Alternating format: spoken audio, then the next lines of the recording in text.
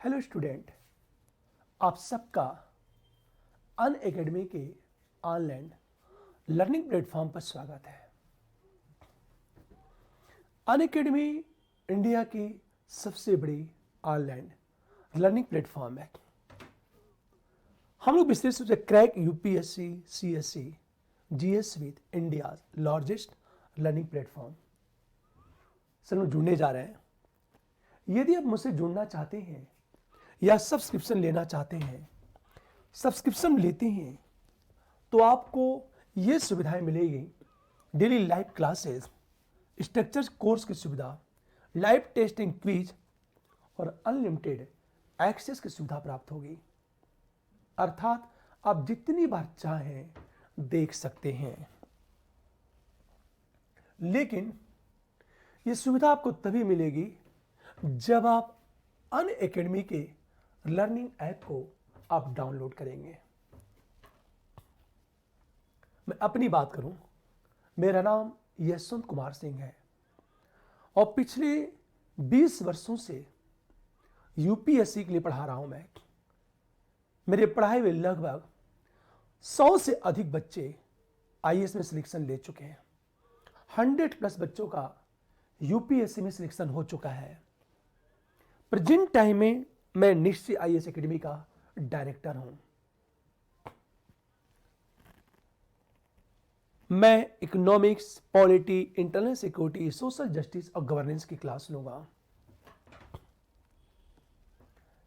यदि आप इस प्लेटफॉर्म से जुड़ते हैं तो आपको इंडिया के बेहतरीन टीचर से पढ़ने का मौका मिलेगा, चाहे रोमन सैनी हो, मृणाल पटेल हो, आयुष संघवी हो। ये इससे आपके सिलेक्शन में काफी हद तक सहायता मिलेगी। यदि आप सब्सक्रिप्शन लेते हैं तो आपको बहुत सारे courses, geography, polity, science and tech, optional courses, history, Indian economy की सुविधा आपको उपलब्ध होगी। अब हम बात करें कोर्स की। अनअकैडमी के ऑनलाइन लर्निंग प्लेटफॉर्म पर 2 तरह के कोर्स है, एक प्लस और दूसरा है आइकॉनिक। प्लस की बात करें 1 मंथ, 3 मंथ, 6 मंथ, 12 मंथ, 24 और 36 मंथ की बात करें। आप सोचो जरा, यदि आप निश्चय कि रेफरल कोड का उपयोग करते हैं तो आपको 10% डिस्काउंट मिलेगा। हमेशा ध्यान दें इस बात को, यह 10% आपको डिस्काउंट मिलेगा। लेकिन आइकॉनिक की बात करें, आइकॉनिक की फीस थोड़ी सी ज्यादा है। पर यदि आप निश्चय कि रेफरल कोड का उपयोग करते हैं तो आपको यहां भी 10% डिस्काउंट मिलेगा। आप आइकॉनिक और प्लस में अंतर देख लें। आइकॉनिक में पर्सनल कोच की सुविधा उपलब्ध होगी, daily mains and quiz, answer practice, study planner की सुविधा उपलब्ध होगी, जो प्लस में नहीं है।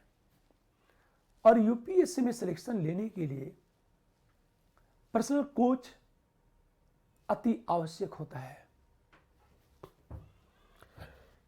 यदि आप निश्चय के रेफरल कोड का उपयोग करते हैं तो यहां भी आपको 10% डिस्काउंट मिलेगा। ऑप्शनल कोर्स भी उपलब्ध है, पर यदि आप निश्चय कि रेफरल कोड का उपयोग करते हैं तो आपको 10% डिस्काउंट मिलेगा। मेरा सुझाव है कि आप कम से कम 12 महीने का कोर्स लो आप, क्योंकि यूपीएससी का सिलेबस बहुत बड़ा है। अब देखो आप, अब हम लोग बातें करते हैं आज से नए टॉपिक पर। आज से हमारी क्लास की शुरुआत होगी। अब तक हमारी जो भी क्लास चल रही थी वो विशेष रूप से टर्मिनोलॉजी पर चल रही थी। आज मैं बात करूंगा टेररिज्म, आतंकवाद की बात करेंगे हम लोग। यदि हम आतंकवाद की बात करें, टेररिज्म की बात करें,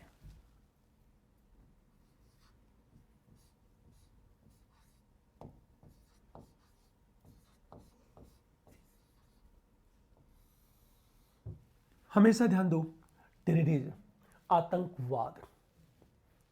यूपीएससी यहां से जो प्रश्न पूछता है वह स्ट्रेट फॉरवर्ड प्रश्न नहीं पूछता यूपीएससी। जो भी प्रश्न पूछेगा वो ट्विस्ट करता है। क्वेश्चन को थोड़ा सा ट्विस्ट करने के साथ कई बार करंट से इंटरलिंक कर देता है यूपीएससी। इसलिए हम इस टॉपिक को समझने की कोशिश करेंगे। यदि आतंकवाद की बात की जाए तो आतंकवाद का सामान्य अर्थ क्या है? आतंकवाद का अर्थ यह है आतंक, भय। हम भय की बात करें अर्थात उद्देश्यों की पूर्ति के लिए आतंक का सहारा लेना। जैसे यह कहा जाए, यदि हम से डिफाइन करें तो इसका मतलब यह है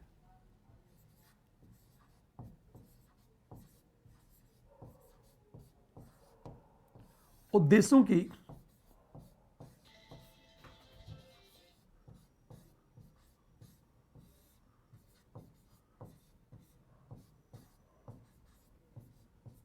पूर्ति के लिए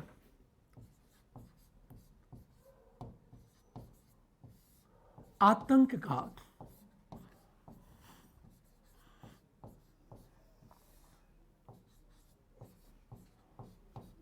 सहारा लेना। इसका सामान्य अर्थ यही होता है कि जब कोई ऑर्गेनाइजेशन है, कोई कम्युनिटी है, कोई समुदाय है, जब वो अपने उद्देश्यों की पूर्ति के लिए आतंक का सहारा लेता है तो उसे आतंकवाद कहते हैं। अर्थात हम ये बात करें, अर्थात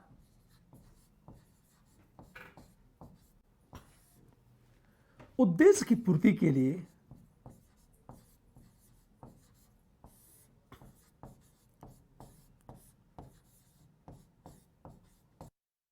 पूर्ति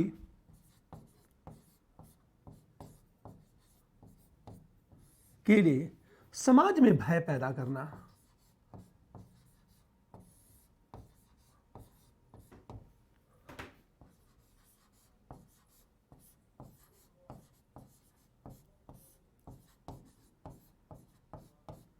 तथा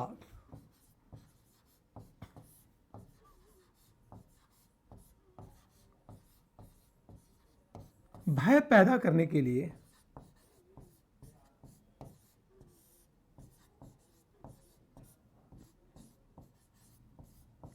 हमेशा ध्यान दो, अर्थात उद्देश्य की पूर्ति के लिए समाज में भय पैदा करना तथा भय पैदा करने के लिए बम ब्लास्ट।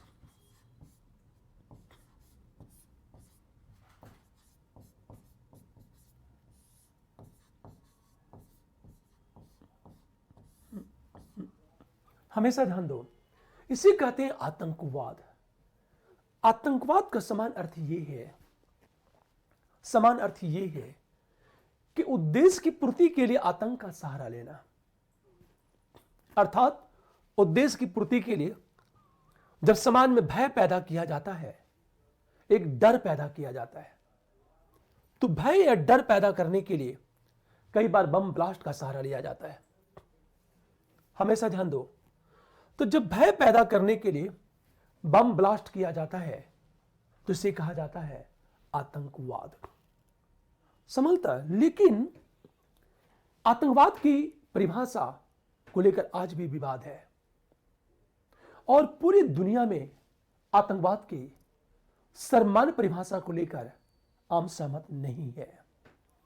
अर्थात देखा यह जाए, बेसिक आतंक को इस रूप में परिभाषित किया जाता है, लेकिन वस्तुतः आतंकवादी कहेंगे किससे? आतंकवादी कहलाने का आधार क्या है? इसकी परिभाषा आज तक नहीं दी गई। रीजन क्या था, क्यों नहीं दी गई आतंकवाद की परिभाषा? आखिर दुनिया के विविध देशों में आतंकवाद की परिभाषा को लेकर इतना विवाद क्यों है? क्या रीजन है कि दुनिया के विभिन्न देश आतंकवाद की सर्वमान्य परिभाषा पर सहमत है ही नहीं?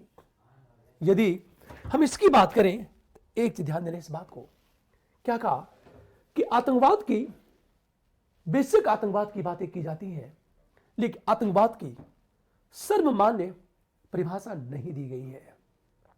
अन्य तो कोई दुनिया का देश तैयार है। इसका अर्थ ये, लेकिन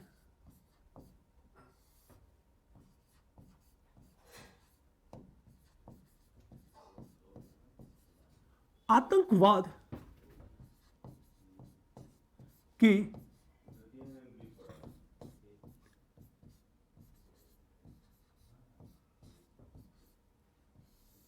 सर्वसहमति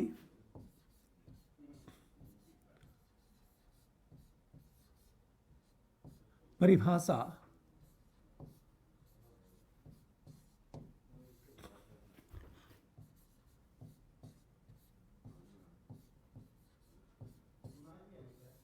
नहीं दी गई है। हमेशा ध्यान दो, आतंकवाद की कोई सर्वमान्य परिभाषा या सर्वसम्मत परिभाषा नहीं दी गई है। या ये कहा जाए, या आतंकवाद को परिभाषित करने के लिए दुनिया के देश एकमत है ही नहीं। प्रश्न ये उठा कि आतंकवाद की सर्वसम्मत परिभाषा देने के लिए दुनिया के देश तैयार क्यों नहीं है। हमेशा ध्यान दो, अर्थात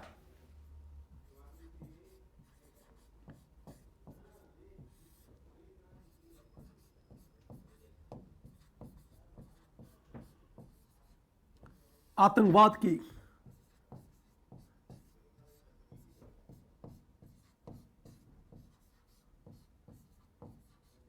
सर्वमान्य परिभाषा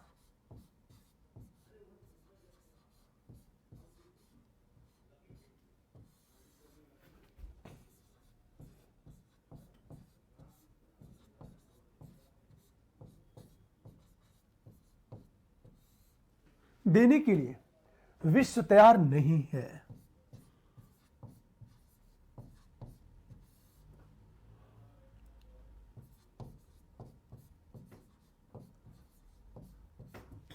विश्व के देश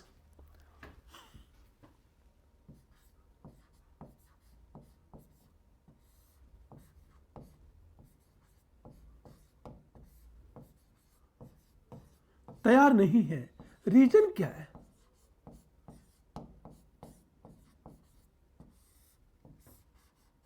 पूरी बात ध्यान देने इस बात को। मैंने ये कहा कि आतंकवाद की परिभाषा देने के लिए दुनिया के अधिकांश देश तैयार ही नहीं है। क्यों? क्या कारण है कि नहीं तैयार है? पहला रीजन ये है कि एक देश जिन्हें आतंकवादी कहता है, दूसरा देश उन्हें स्वतंत्रता आंदोलनकारी कहते हैं। हमेशा या कई बार आतंकी गतिविधियों को धार्मिक युद्ध के रूप में परिभाषित करते हैं। फॉर एग्जाम्पल, छोटा सा एग्जाम्पल लेता हूं, इंडिया में जो सक्रिय कश्मीरी आतंकी है, कश्मीर में जो सक्रिय आतंकी है, उन्हें भारत आतंकी कहता है तो पाकिस्तान राष्ट्रवादी कहता है, या उन्हें आंदोलनकारी कहता है। हमेशा कई बार उन्हें धार्मिक योद्धा कहता है। और कश्मीर में आतंकी गतिविधियों को पाकिस्तान धार्मिक युद्ध कहता है। अब सोचो, आप भारत कहता है कि वो आतंकी है, पाकिस्तान कहता है धार्मिक योद्धा है। भारत कहता है राष्ट्र के दुश्मन है और मानवता के दुश्मन है, पाकिस्तान कहता है कि नहीं, वह अपने अधिकारों के लिए लड़ रहा है और प्रत्येक व्यक्ति का अधिकार है कि अपने अधिकारों के लिए लड़े। इससे पाकिस्तान कश्मीर में सक्रिय आतंकियों को स्वतंत्रता आंदोलनकारी कहता है और भारत उन्हें आतंकी कहता है। परिभाषा ध्यान दो। एक तो प्रॉब्लम ये है, पहली चीज, मतलब यदि रीजन ही कहा जाए, फर्स्ट, हमेशा ध्यान दो इस बात को, क्यों नहीं तैयार है? क्योंकि एक देश आतंकियों को स्वतंत्रता आंदोलनकारी मानता है तो दूसरा देश उन्हें आतंकी मानता है। क्योंकि एक देश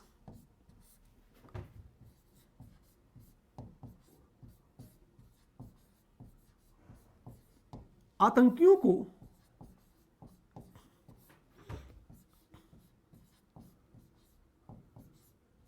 स्वतंत्रता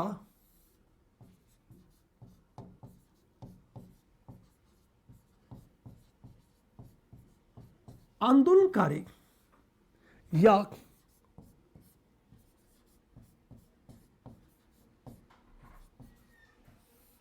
धार्मिक योद्धा कहता है,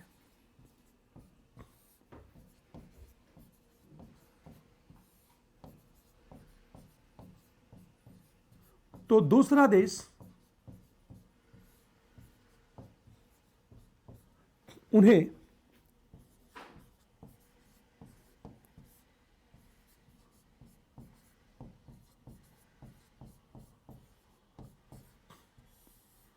आतंकवादी कहता है।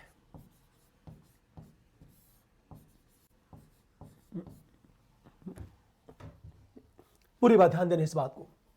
मैंने यह कहा था कि आतंकवाद की कोई सर्वमान्य परिभाषा दी ही नहीं गई, और न तो दुनिया के देश आतंकवाद की सर्वमान्य परिभाषा देने के लिए तैयार है।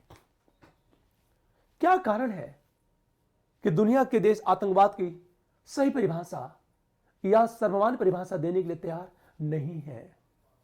देखो, पहला रीजन यह है कि एक देश आतंकियों को स्वतंत्रता आंदोलनकारी कहता है या धार्मिक योद्धा कहता है, तो दूसरा देश उन्हें आतंकवादी कहता है। ध्यान देना इस बात को। मैंने क्या कहा? कश्मीर में जो सक्रिय आतंकी है उन्हें भारत आतंकवादी कहता है, तो पाकिस्तान उन्हें धार्मिक योद्धा या स्वतंत्रता आंदोलनकारी कहता है। भारत कहता है वो मानवता के दुश्मन है, और पाकिस्तान कहता है कि नहीं, वो अपने अधिकारों के लिए लड़ रहे हैं, वो मानवाधिकारों के लिए लड़ रहे हैं। हमेशा ध्यान दो, इंडिया कहता है वो मानवता और मानवाधिकार के दुश्मन है, और पाकिस्तान कहता है कि नहीं, वह मानवाधिकार के लिए लड़ रहा है। हम सीरिया की बात करो, मैं सीरिया में जो की बात करें, जो युद्ध चल रहा है, जो विद्रोही गुट है उन्हें अमेरिका कहता है, अमेरिका यह कहता है कि जो विद्रोही गुट है वह स्वतंत्रता आंदोलनकारी है, और वे लोग लोकतंत्र के लिए लड़ रहे हैं। लेकिन सीरिया का शासक ये कहता है वे सब के सब आतंकवादी हैं। हमेशा ध्यान दो, इस सीरिया का जो पक्ष है वो रूस ले रहा है, और जब रूस सीरिया में एंट्री किया तो रूस का यह मानना है कि हम आतंकियों के विरुद्ध लड़ रहे हैं, आतंकियों के विरुद्ध। लेकिन अमेरिका यह कहता है कि नहीं, विद्रोही गुट आतंकी है ही नहीं, वह तो स्वतंत्रता के लिए लड़ रहे हैं, मानवाधिकारों के लिए लड़ रहे हैं, अपने अधिकारों के लिए लड़ रहे हैं, वे लोग लोकतंत्र के लिए लड़ रहे हैं। हमेशा, फॉर एग्जाम्पल, जब भगत सिंह ने सदन में बम फेंका था तो अंग्रेज कहते थे भगत सिंह आतंकी है। भारत कहता था, या भारत के राष्ट्रवादी कहते थे कि भगत सिंह सच्चे राष्ट्रवादी हैं, वो सच्चे देशभक्त हैं। अंग्रेज कहते थे कि वो आतंकी है भगत सिंह, हमारा देश कहता था वो देशभक्त है। अब सोचो जरा, दिक्कत यह है कि हम जिन्हें आतंकवादी कहते हैं, हम जिन्हें आतंकवादी कहते हैं, सच तो यह है कि दुनिया के अन्य देश उन्हें आतंकी मानते ही नहीं। समस्या यह है, जैसे मैंने एग्जाम्पल के रूप में एग्जाम्पल की यदि बात करें हम लोग, तो दो बातें, कश्मीर में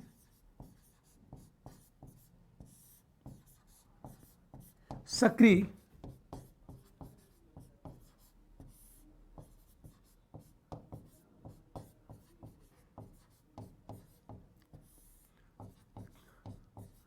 आतंकियों को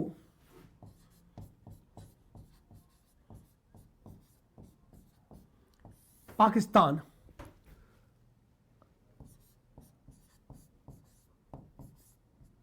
स्वतंत्रता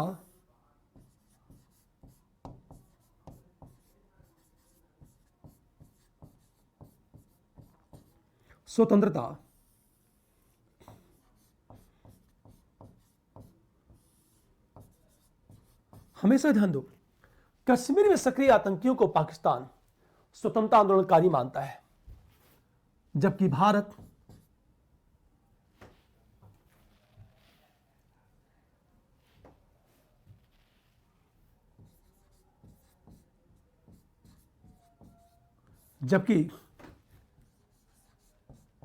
भारत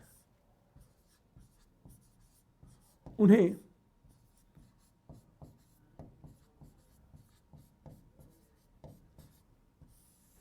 आतंकवादी मानता है।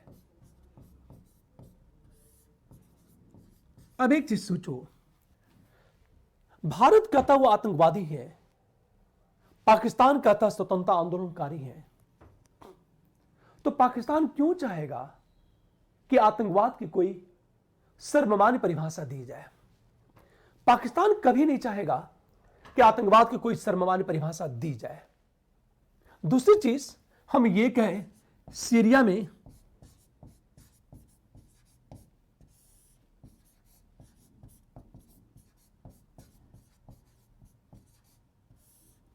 सक्रिय गुटों को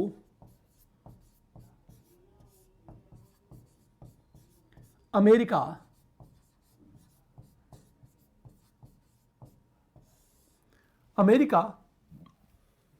स्वतंत्रता आंदोलनकारी मानता है।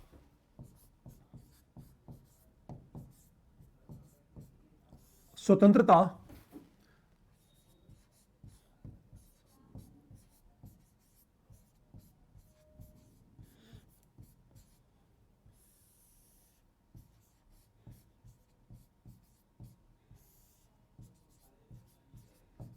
तो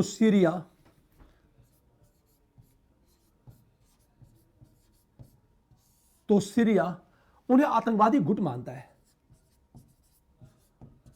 उन्हें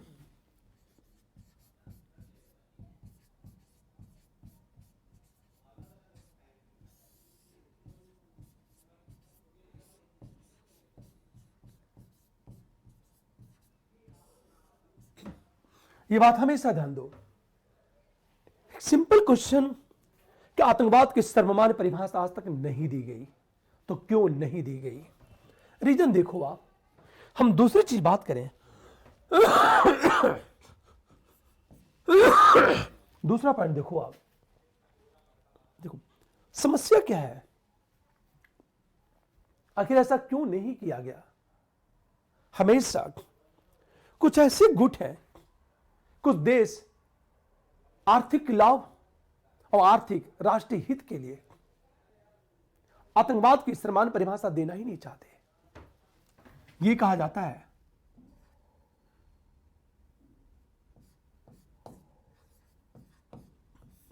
विश्व के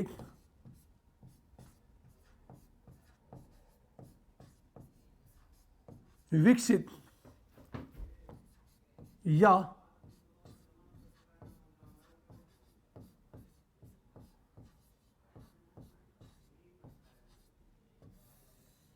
विकासशील देश,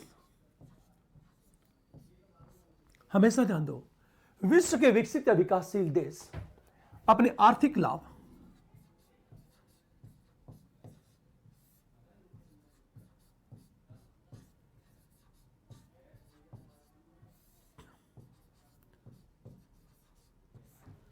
एवं राष्ट्रीय हित के लिए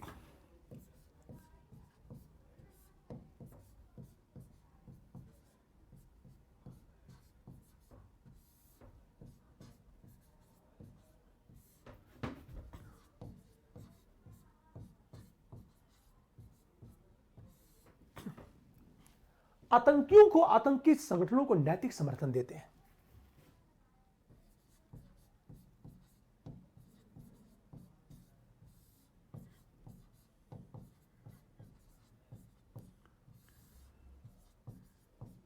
संगठन को नैतिक समर्थन देते हैं।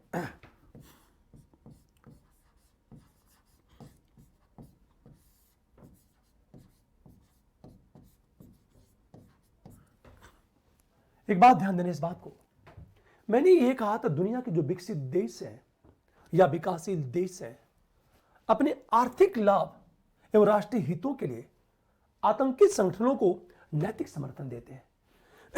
अब जो देश अपने आर्थिक हित ये राष्ट्रीय हित के लिए आतंकी संगठनों को नैतिक समर्थन देगा, वो आतंकवाद की परिभाषा क्यों देना चाहेगा?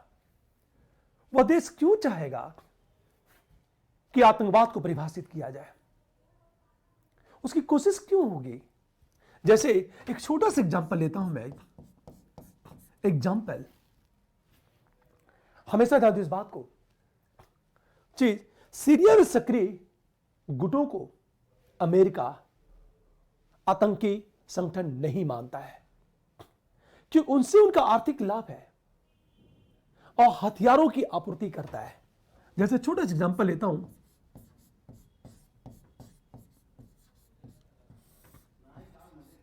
सीरिया में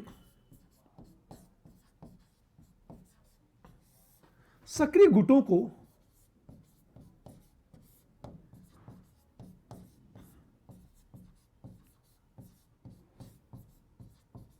अमेरिका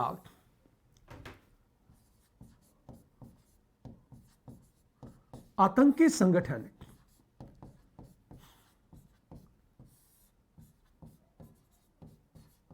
नहीं मानता है और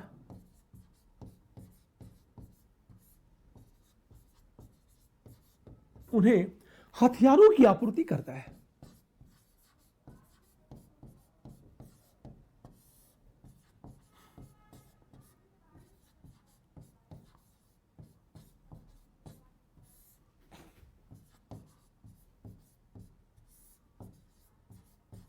हमेशा ध्यान दो इस बात को, सीरिया में जो सक्रिय गुटों को अमेरिका कभी आतंकी संगठन मानता ही नहीं, उन्हें हथियारों की आपूर्ति करता है।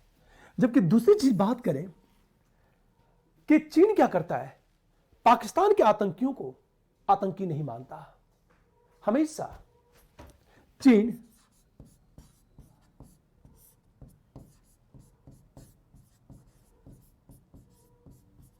पाकिस्तान के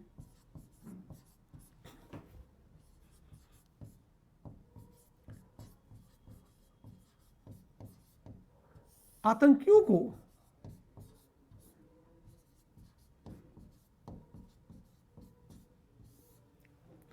आतंकी नहीं मानता।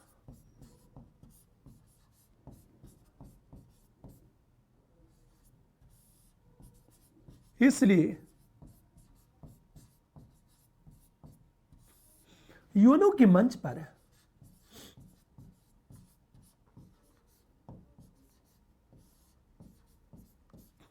उन आतंकियों का बचाव करता है।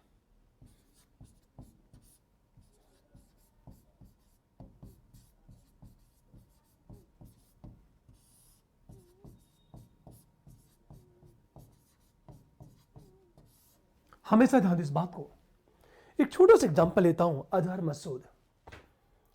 भारत सरकार की लगातार कोशिश थी कि अजहर मसूद को एक वैश्विक आतंकवादी घोषित कर दिया जाए, लेकिन चाइना हमेशा यूएनओ के मंच पर अजहर मसूद का संरक्षण कर रहा था, मतलब वीटो कर देता था। चाइना की हमेशा कोशिश रही। कारण यह है, चाइना का पाकिस्तान से आर्थिक हित जुड़ा हुआ है, और जब किसी देश का किसी दूसरे देश से आर्थिक हित जुड़ जाएगा तो उस देश के लिए अपना आर्थिक लाभ प्राइमरी हो जाएगा, न कि आतंकवाद को समाप्त करना। इसलिए चाइना और पाकिस्तान के आर्थिक हित आपस में जुड़ चुके हैं। इसलिए हर कदम पर यूएनओ के मंच पर भी चाइना पाकिस्तान के आतंकी संगठनों का संरक्षण करता है, और भारत में सक्रिय आतंकी संगठनों को चाइना आतंकी संगठन मानता ही नहीं। समस्या यह है, जैसे मैंने कहा, अमेरिका जो है सीरिया में सक्रिय गुटों का आतंकी संगठन नहीं मानता और उन्हें हथियारों की आपूर्ति करता है, क्योंकि अमेरिका का आर्थिक हित उन गुटों से जुड़ा हुआ है, और चीन पाकिस्तान के आतंकियों को आतंकी नहीं मानता है। इसे यूएनओ के मंच पर उन आतंकियों का बचाव। फॉर एग्जाम्पल हम बात करें, यमन एक देश है मध्य एशिया का। यमन में अनेक आतंकी संगठन जुड़ सक्रिय हैं। अब सोचो आप, आतंकी संगठन, सऊदी अरब यह कहता है वो शिया आतंकी है जो मानवता के दुश्मन है, और ईरान उन आतंकियों का समर्थन करता है। अब सोचो आप, लेबनान की बात करें, लेबनान में जो सक्रिय आतंकी हैं उन्हें ईरान नैतिक समर्थन देता है, या दुनिया के अनेक मुस्लिम राष्ट्र उन आतंकी संगठनों का समर्थन करते हैं और यह कहते हैं कि लेबनान में जो सक्रिय विद्रोही गुट या आतंकी संगठन है जो इजराइल के विरुद्ध हमला करते हैं, वे केवल अपने अधिकारों के लिए लड़ रहे हैं हमेशा। लेकिन इजराइल क्या करता है? उन्हें आतंकी संगठन मारता है। इस इजराइल क्या करता है? उनके विरुद्ध सीधे कार्रवाई करता है। समस्या यह है कि हर देश आतंकवाद को परिभाषित करने से पहले अपने आर्थिक हितों की बात कर रहा है, और जब आर्थिक हितों की बात करेगा तो आतंकवाद की कोई सर्वमान्य परिभाषा नहीं दी जाएगी। हम तीसरी चीज बात करें, विश्व के कुछ विकसित देश क्या करते हैं? अपने एजेंट के माध्यम से कानून द्वारा स्थापित सरकार को बदलने की कोशिश करते हैं।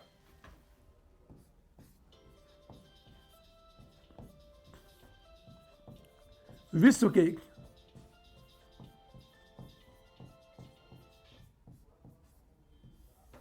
विकसित देश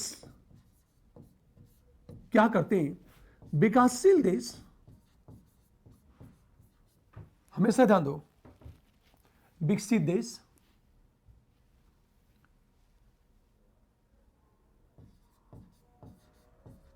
अपने एजेंसी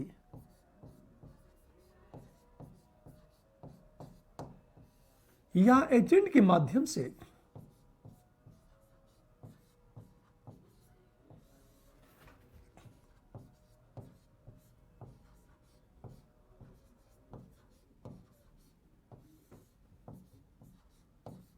हमेशा ध्यान दो, विश्व के विकसित देश अपने एजेंसी या एजेंट के माध्यम से विकासशील देशों के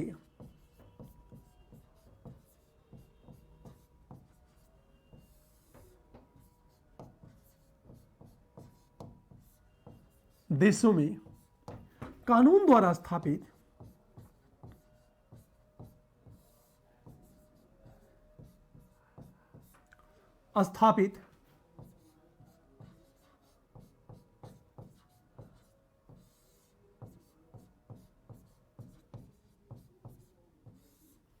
सरकार को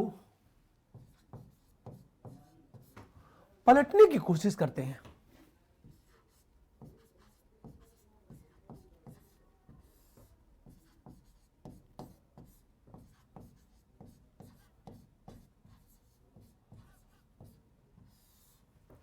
कोशिश करते हैं।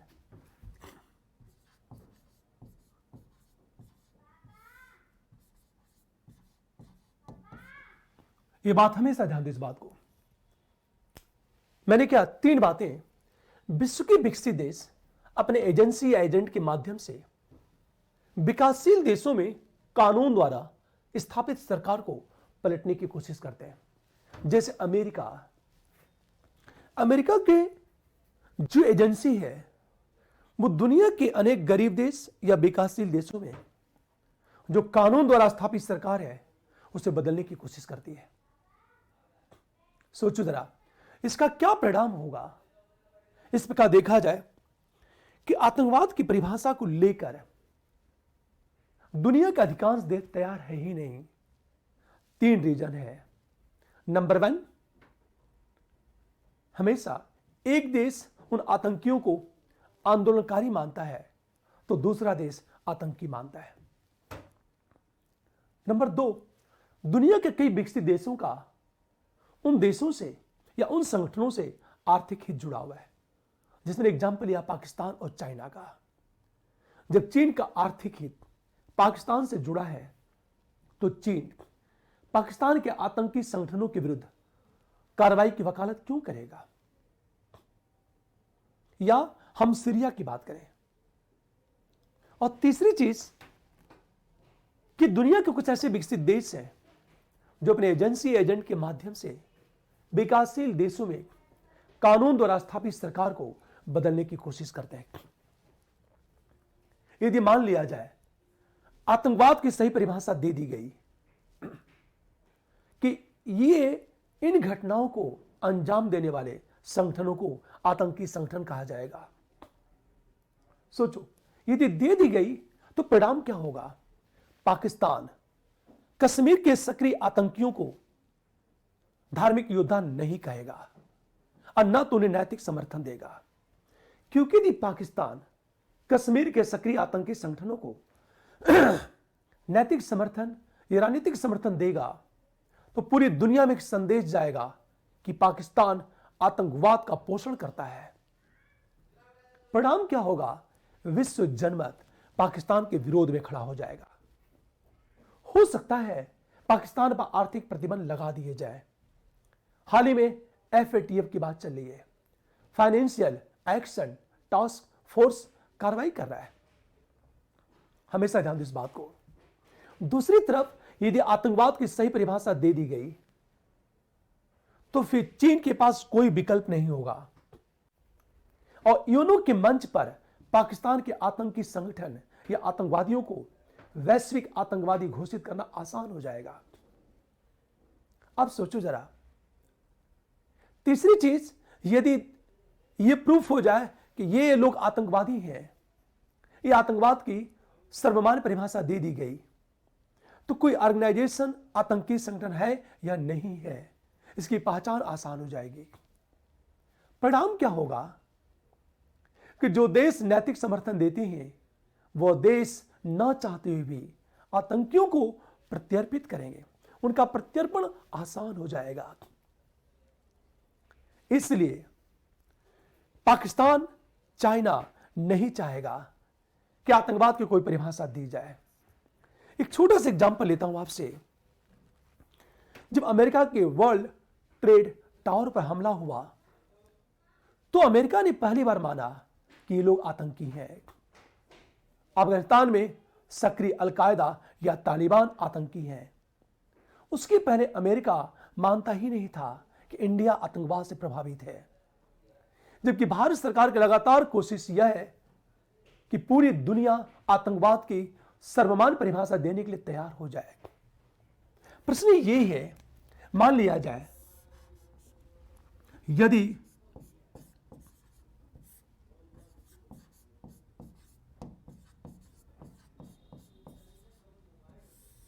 हमेशा ध्यान दो, आतंकवाद की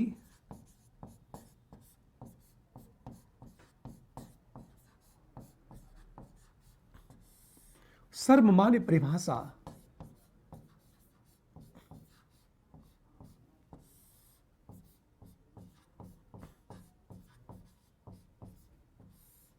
स्वीकार कर ली गई,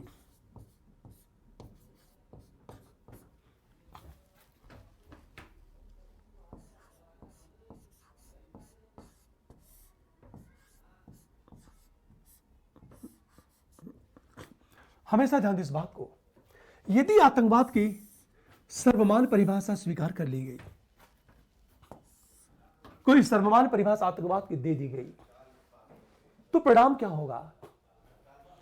पहला परिणाम यह होगा कि आतंकी संगठनों को नैतिक समर्थन मिलना बंद हो जाएगा।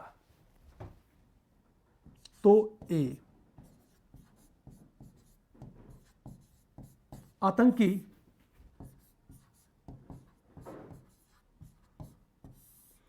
संगठन को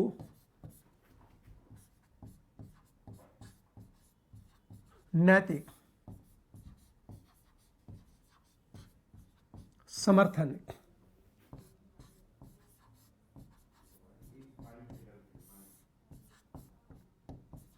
मिलना बंद।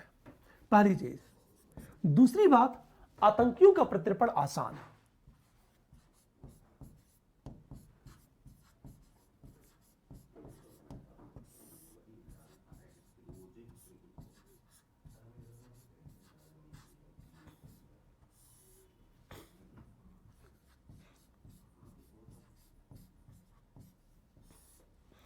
और हम तीसरी चीज देखो होगा क्या, आतंकी संगठनों के विरुद्ध की कार्रवाई को वैश्विक समर्थन मिलेगा। आतंकी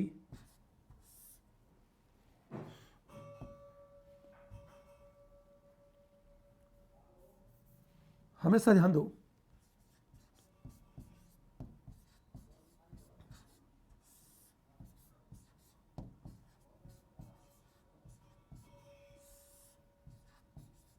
के विरुद्ध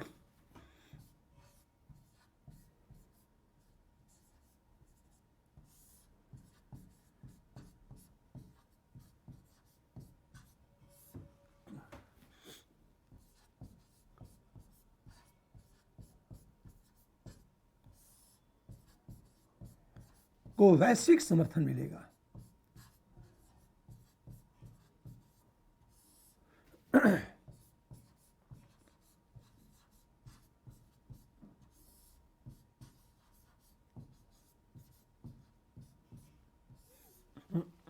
पूरी बात ध्यान देने इस बात को, मैंने क्या कहा आपसे, हमेशा यदि आतंकवाद की सर्वमान्य परिभाषा दे दी गई तो आतंकी संगठनों को नैतिक समर्थन मिलना बंद हो जाएगा। अर्थात कश्मीर में सक्रिय आतंकी संगठनों को जो पाकिस्तान नैतिक समर्थन देता है उसे बंद करना होगा, क्योंकि यदि पाकिस्तान उन्हें नैतिक समर्थन देगा तो फिर पाकिस्तान को हो सकता है पूरी दुनिया को यह लगेगा कि पाकिस्तान आतंकवाद को समर्थन करने वाला एक देश है। ऐसी स्थिति में पाकिस्तान विश्व से अलग थलग हो जाएगा। हमेशा ध्यान दें इस बात को। हम तीसरी चीज, जब आतंकी संगठनों को नैतिक समर्थन मिलना बंद हो जाएगा तो आतंकियों का मनोबल गिरेगा। जब आतंकियों का मनोबल गिरेगा तो आतंकवाद कमजोर होगा। प्रॉब्लम यह है कि पाकिस्तान कश्मीर में सक्रिय आतंकियों को धार्मिक योद्धा कहता है और यह मानता है कि ये लोग इस्लाम के लिए लड़ रहे हैं। कई बार कश्मीर पाकिस्तान के सक्रिय आतंकी संगठन हमेशा ब्रेन वॉश करने के लिए कहते हैं कि यदि तुम इस्लाम के लिए कुर्बानी दोगे, इस्लाम के लिए अपनी कुर्बानी देते हो तो तुम्हें जन्नत नसीब होगी, तुम्हें जन्नत मिलेगी, या अल्लाह के तुम सबसे प्यारे बंदे कहलाओगे। कि अल्लाह ऐसे लोगों का चयन करता है, ऐसे लोगों का चयन करता है जो अल्लाह के सबसे प्यारे लोग होते हैं। अब हमेशा ध्यान दें इस बात को, जब नैतिक समर्थन मिलना बंद हो जाएगा तो आतंकवाद कमजोर हो जाएगा। पहली बात, हो सकता है विश्व के जो देश आतंकवाद को सपोर्ट करते हैं, विश्व के जो देश आतंकवाद को सपोर्ट करते हैं, उनके विरुद्ध कार्रवाई हो, वह देश पूरे विश्व में अलग थलग हो जाएंगे। नंबर 2, आतंकियों का प्रत्यर्पण आसान हो जाएगा। यदि सिद्ध हो जाए इस तरह की घटनाएं आतंकी घटना में कहलाएगी तो जो उन घटनाओं को अंजाम देगा उन्हें आतंकवादी घोषित करना आसान हो जाएगा। परिणाम क्या होगा? पाकिस्तान में जो अजहर मसूद हैं वो जब वैश्विक आतंकी घोषित हो जाएंगे तो मजबूरन पाकिस्तान को क्या करना होगा? अजहर मसूद को प्रत्यर्पित करना होगा इंडिया को, और भारत क्या करेगा? उनके विरुद्ध कार्रवाई करेगा। तीसरी चीज,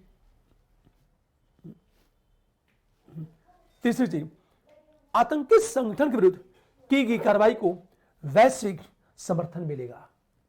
मान लीजिए इंडिया आतंकियों के विरुद्ध कार्रवाई करता है तो पूरा विश्व उस कार्रवाई को नैतिक समर्थन देगा। परिणाम क्या होगा? भारत का मनोबल बढ़ेगा, आतंकी संगठनों का मनोबल गिरेगा। ऐसी स्थिति में आतंकवाद का सफाया आसान हो जाएगा। चूंकि अभी तक आतंकवाद की कोई सर्वमान्य परिभाषा दी ही नहीं गई है, कोई सर्वमान्य परिभाषा आज तक स्वीकार नहीं हुई आतंकवाद की। हमेशा इसलिए यदि भारत आतंकी संगठनों के विरुद्ध कार्रवाई करता है तो उन संगठनों के सपोर्टर जो देश है वह देश भारत की कार्रवाई को मानवाधिकार हनन की कार्रवाई मानता है। या पाकिस्तान की मीडिया यह कहती है कि भारत की सेना कश्मीर में मानवाधिकारों का हनन कर रही है। हमेशा ध्यान दो, और कश्मीर के लोगों के दिमाग में यह बात बैठा दी जाती है कि भारत की सेना आपकी दुश्मन है। यदि आतंकवाद की सही परिभाषा दे दी गई तो फिर पाकिस्तान कभी भी ऐसा कोशिश नहीं करेगा, कभी भी ऐसा कोशिश नहीं करेगा।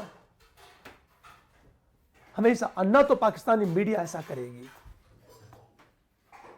सिंपल चीजें, आतंकवाद की परिभाषा दे दी गई तो आतंकियों की पहचान बहुत आसान हो जाएगी। हमेशा ध्यान दो इस बात को। इससे क्या होगा, आतंकवाद की विरुद्ध कार्रवाई बहुत आसान हो जाएगी। भारत की कोशिश लगातार है कि आतंकवाद की सही परिभाषा दी जाए, पर दुर्भाग्य यह है कि आज तक आतंकवाद की सही परिभाषा दी ही नहीं गई। अब सोचो जरा, प्रश्न आपसे क्या पूछेगा यूपीएससी? प्रश्न यह पूछेगा, क्वेश्चन, कि आतंकवाद की परिभाषा को लेकर विश्व के विभिन्न देशों में विवाद है या आज तक आतंकवाद की सही परिभाषा नहीं दी गई। हमेशा ध्यान दो इस बात को। यह कहा जाता है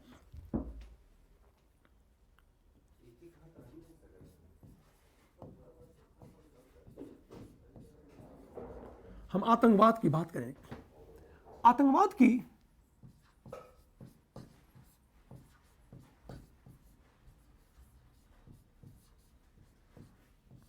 परिभाषा को लेकर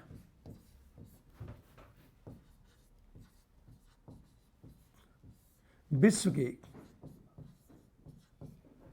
विभिन्न देशों के बीच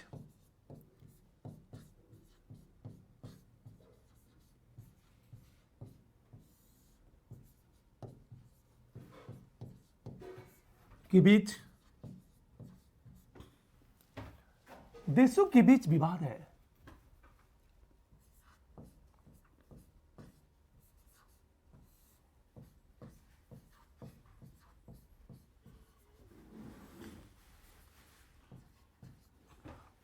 विवाद है, स्पष्ट करें।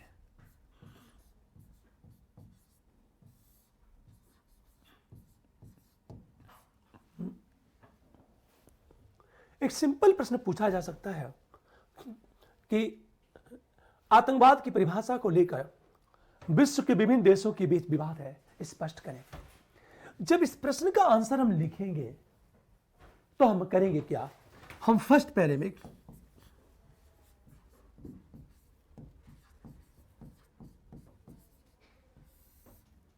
आतंकवाद का सामान्य अर्थ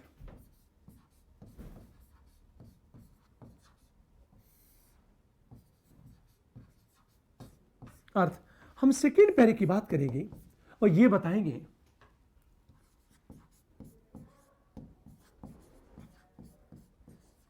आतंकवाद की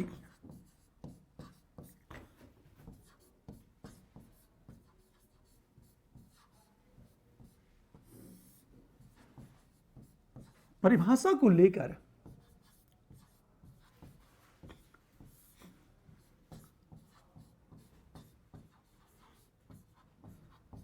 विभिन्न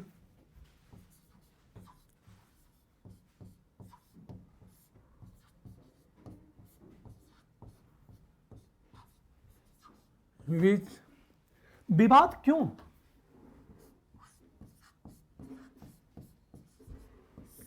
जब हम विवाद क्यों की जब बात करेंगे तो हमेशा ध्यान दो, विथ एग्जाम्पल अपनी बातें करेंगे। जैसे मैंने ये कहा, लेबनान में सक्रिय आतंकी संगठनों को लेबनान आतंकवादी नहीं मानता। ईरान उन्हें नैतिक समर्थन देता है, पर इजराइल उन्हें आतंकी संगठन मानता है।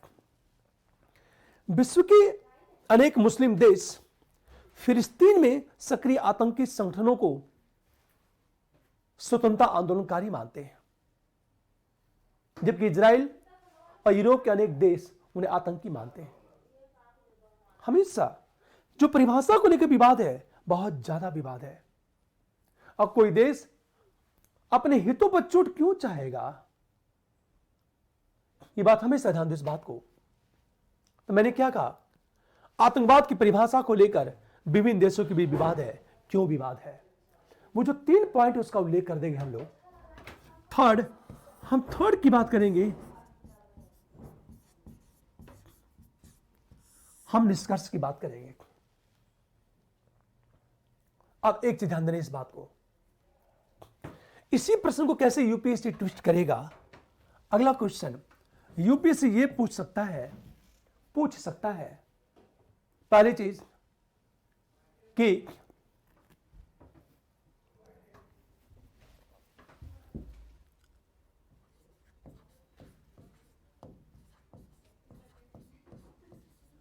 आतंकवाद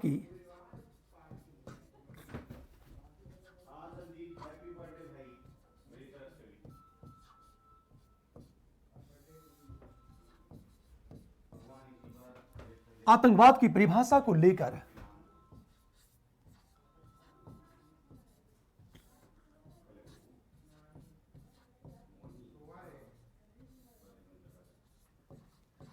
विवाद है।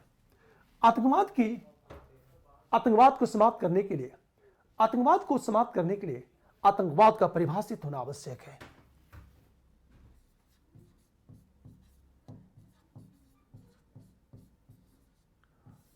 आतंकवाद को समाप्त करने के लिए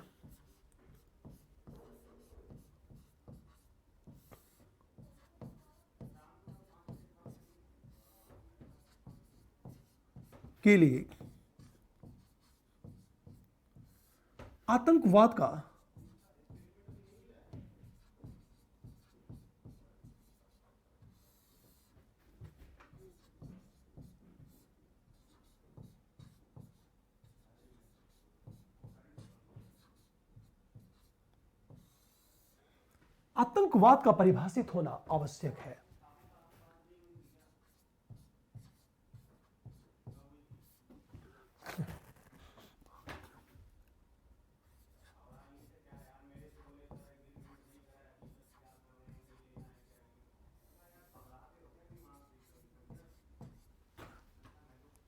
हमेशा ध्यान दो, स्पष्ट करें।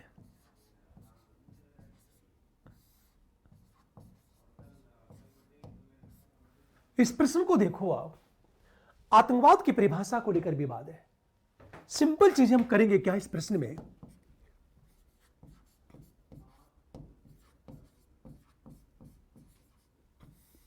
आतंकवाद का सामान्य अर्थ बताएंगे।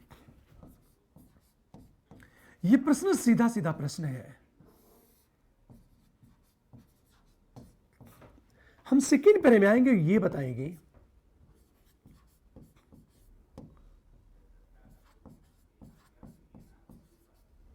आतंकवाद की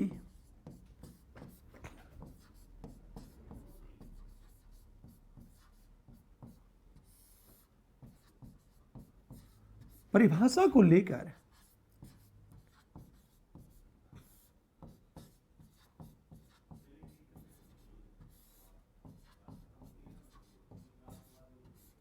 विवाद क्यों। हम थर्ड पैरे में आएंगे और ये बताएंगे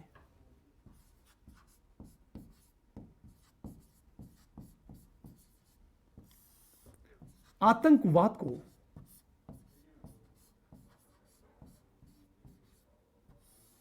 समाप्त करने के लिए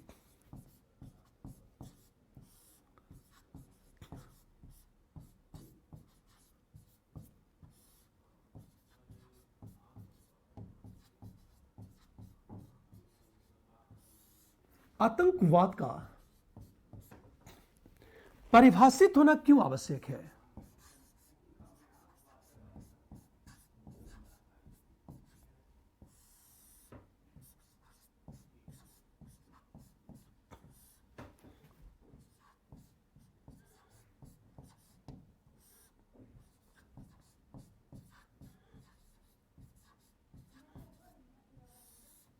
क्यों आवश्यक है। हम चौथे पैरे की बात करेंगे और निष्कर्ष की बात कर देंगे। ये बात हमेशा ध्यान दें इस बात को, मैं आपसे बार बार कहता हूं कि यह समझो कि यूपीएससी में जो प्रश्न पूछा जा रहा है उसको सॉल्व कैसे करना है। देखो, आप एक बहुत ही सिंपल प्रश्न पूछा जाता है। मैंने क्या कहा, यदि प्रश्न यह पूछा गया, आतंकवाद की परिभाषा को लेकर विवाद है, आतंकवाद को समाप्त करने के लिए आतंकवाद का परिभाषित होना आवश्यक है, स्पष्ट करें, क्लेरिफाई करना है। न तो समीक्षा की बात करता है यूपीएससी और न तो मूल्यांकन की बात किया है। यह सीधा सीधा क्वेश्चन है। इस तरह के क्वेश्चन स्टेट पीसीएस में पूछे जा सकते हैं। हम सीधे टॉपिक पर आएंगे, आगे बात करेंगे। देखो, आतंकवाद का सामान्य अर्थ हम बताएंगे। आतंकवाद की परिभाषा को लेकर विवाद क्यों है, मैं डिस्कस कर चुका हूं। 3 पॉइंट विथ एग्जाम्पल। आतंकवाद को समाप्त करने के लिए आतंकवाद का परिभाषित होना क्यों आवश्यक है, क्योंकि 1 2 3 4 एग्जाम्पल के साथ अंत में हम निष्कर्ष की बात करेंगे और हमारा जो निष्कर्ष होगा वो सकारात्मक होगा। हमेशा ध्यान दें इस बात को। तो हमारा जो निष्कर्ष होगा वो सकारात्मक होगा, पॉजिटिव होगा। यह हमारा आंसर चलेगा। अब एक बात याद रखना है। देखो, आप फिर एक प्रश्न उठा, जब आतंकवाद की बात करते हैं हम लोग, आतंकवाद की बात, तो ध्यान देना कि पर्पज को लेकर आतंकवाद के कई श्रेणी हैं। कुछ ऐसे आतंकी संगठन हैं जो अलग देश की मांग करते हैं। नंबर 2, कुछ ऐसे आतंकी संगठन हैं जो केवल स्वायत्तता की मांग करते हैं। और नंबर 3, कुछ ऐसे आतंकी संगठन हैं जो व्यवस्था में परिवर्तन की मांग करते हैं। फॉर एग्जाम्पल, दुनिया के अनेक ऐसे आतंकी संगठन थे जो अलग देश की मांग कर रहे थे, जैसे श्रीलंका का लिट्टे, अलग देश। इराक और सीरिया में सक्रिय आईएसआईएस, यह बृहद इस्लामिक गणराज्य की बात कर रहा था और इसका यह सपना था कि हम बड़ा सा इस्लामिक राज्य बनाएंगे, इस्लामिक स्टेट बनाएंगे जहां खलीफा का साम्राज्य चलेगा।